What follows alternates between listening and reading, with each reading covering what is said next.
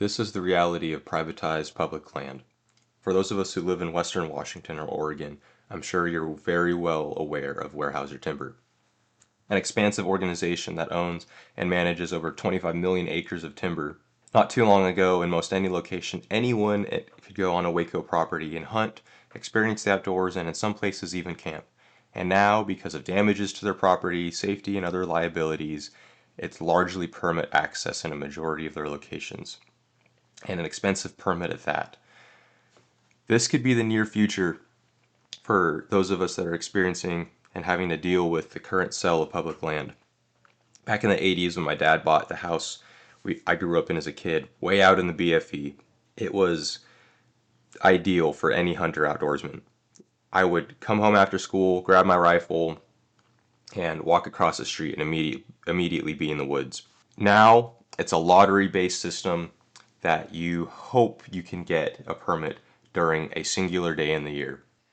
Log in, get a queue number, and hope when that queue number pops up there's enough permits left over for you to actually access a drive-in permit. There's walk-in permits, there's also UTV permits, but they have varying ranges and prices. You're looking at $350 for a drive-in permit alone.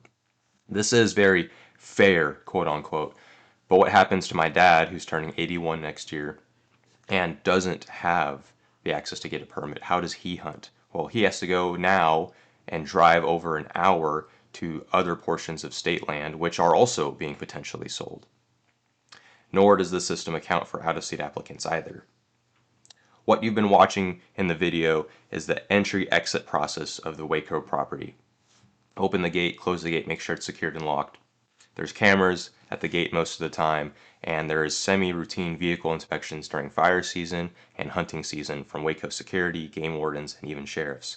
It's a real pain in the butt.